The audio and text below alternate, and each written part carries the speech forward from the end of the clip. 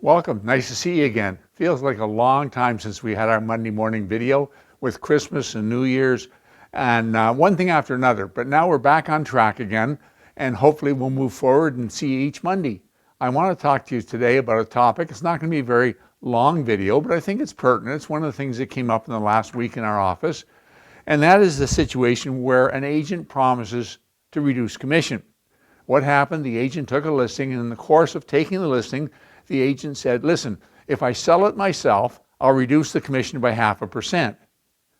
I'm not quite sure why people do that, but they often do.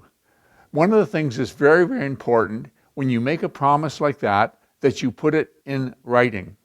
There's a couple of reasons for that. One of the reasons is that RICO requires it. They say if it's any kind of an inducement or incentive when you're taking a listing, you must put it in writing. The other reason is to avoid confusion later on. You know, when you make those kind of statements, the consumer only hears reduce my commission. They don't hear that if I sell it myself. They just hear reduction in commission. And it can cause some serious problems. It can cause a problem. For example, we had in our office an agent who listed a property for sale and the seller was planning on buying another property. And the agent said, look, if you buy through me, I'll waive the listing portion of the commission. Couldn't waive the selling portion because it may be somebody else bringing the offer in.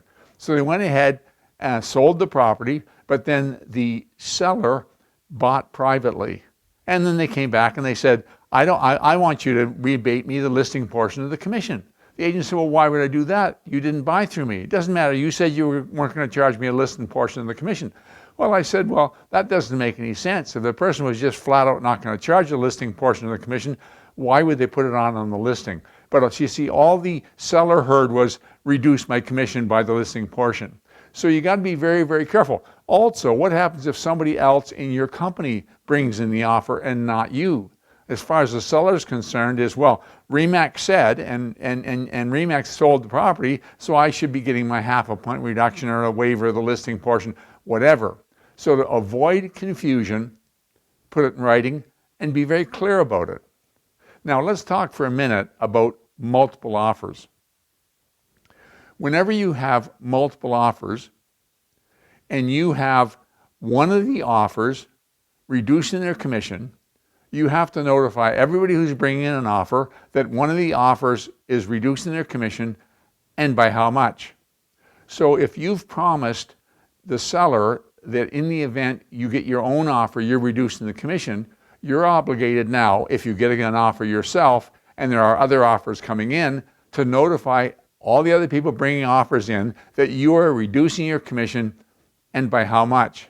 See, I don't think that's really the prime purpose of reducing commission and notifying people. It's more often a case where the agent is buying it himself and waiving all commission to be more competitive, or buying it himself or for a daughter or son, family member, whatever, and they're reducing the commission or waiving their commission.